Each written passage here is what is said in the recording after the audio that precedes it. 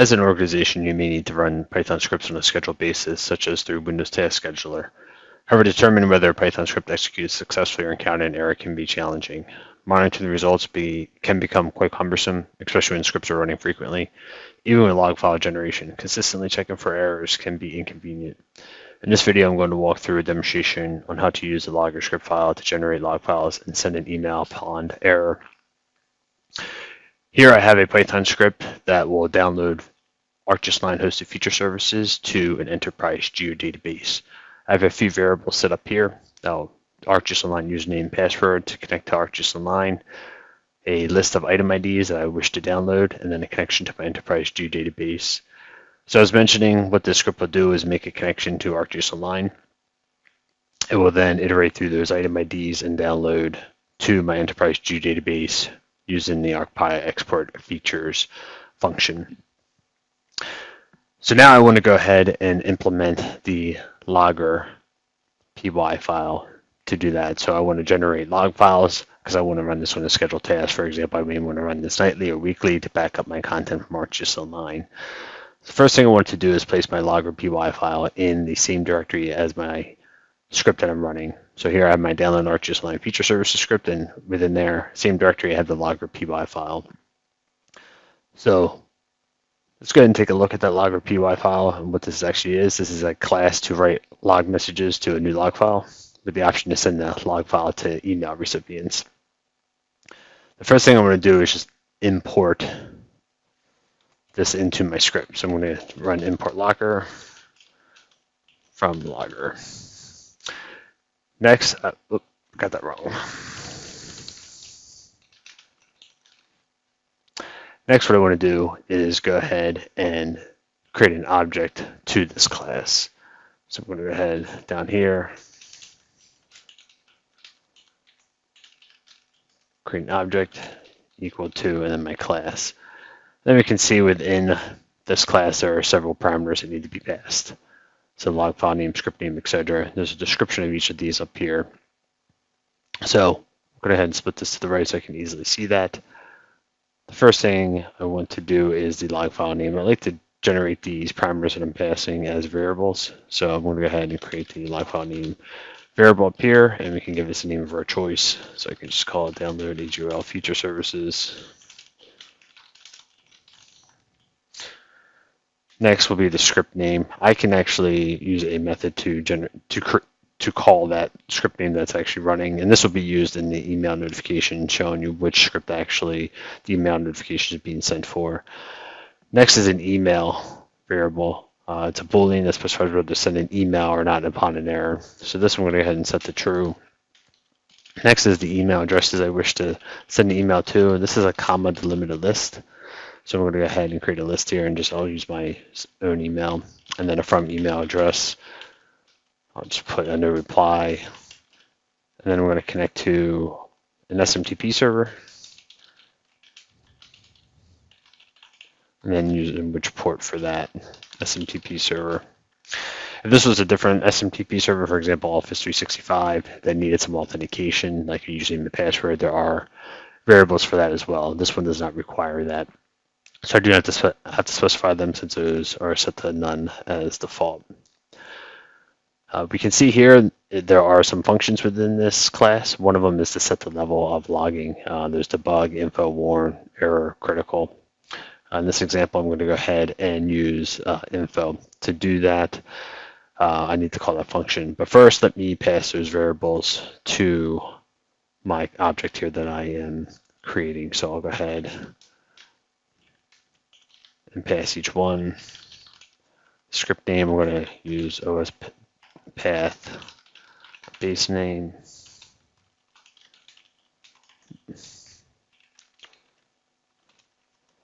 Next is the email,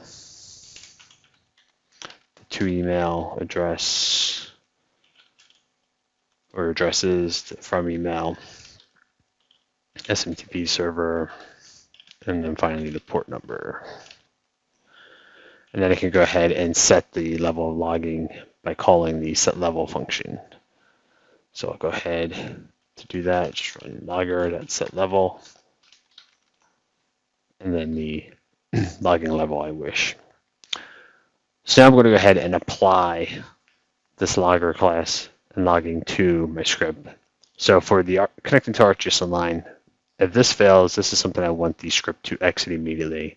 I cannot download any feature service if I'm unable to make a connection. So I'm going to go ahead and add a try except statement around these two statements here. And then I'm going to call my object, my logger object, and then there's another function there called the error log. So let's take a look at that real quick. What this function does is accept some other parameters, so the message and then the error message that occurred, and whether to exit the script or not. So as I was mentioning, I do want to exit the script immediately if this was to error because I cannot do any further work.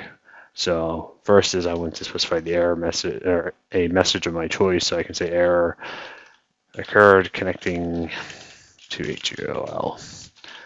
Then I can pass in the actual error that occurred and then specify this to exit the script immediately. So what that will do is it will come down here. It'll log which error, the error in line that the error occurred on, and then if exit is true, it will go ahead and send an email and exit the script. So there may be times though I may not want the script to actually exit. For example, here when I'm iterating through the feature services, it may fail on one, but I do not want the script to just exit. I want it to continue processing and trying the other feature services that I'm trying to download. So similar to above, I'm going to run a try except again, but I'm not going to specify the true option.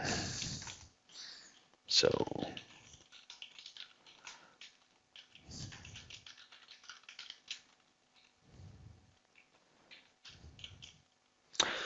but I do want the script to send an email if there is an error. So it may download a few of these, have error in one of them, for example, but I want the script to notify me that an error has occurred.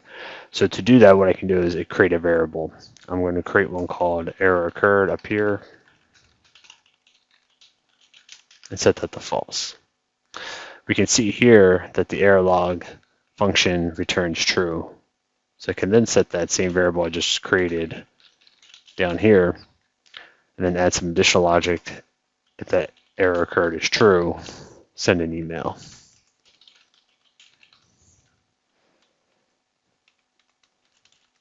So what that is doing is calling another function within the logger class, the send email function, that same error log is calling here. So what that will do is send the email, again with the subject and the attached log file for the script.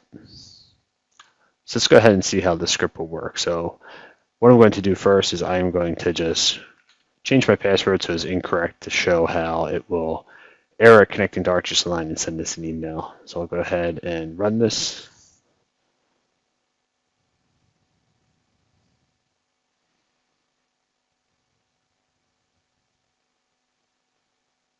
It'll attempt to connect to ArcGIS Online, and then since the credentials are incorrect, it will fail.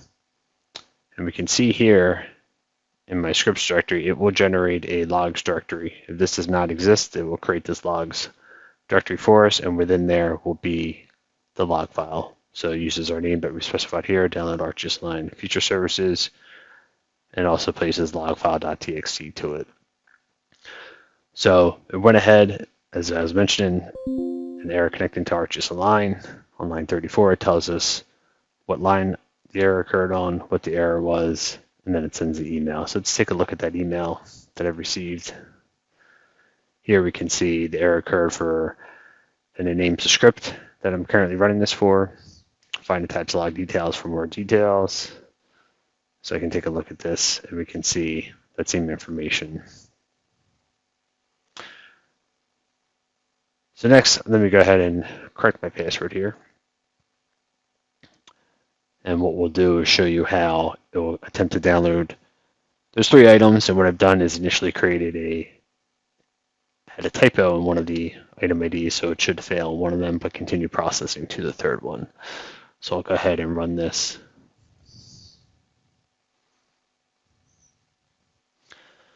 We can see here the script completed, but there was an error that was generated. So it did process the first item ID successfully, but then on the second one, it did fail for that. So it was unable to find that item ID, and it will continue though processing the third item in that list. But then it did realize that an error occurred, so it sent the email. So again, we'll take a look at that email. And we can see here that same information written to the log file. I can write further information to the log file as well. So if I did want to write all my print statements, I can do so by just changing the print statements to logger info, for example. And that will write all the statements to the log file for me. And I'll just do a find and replace here.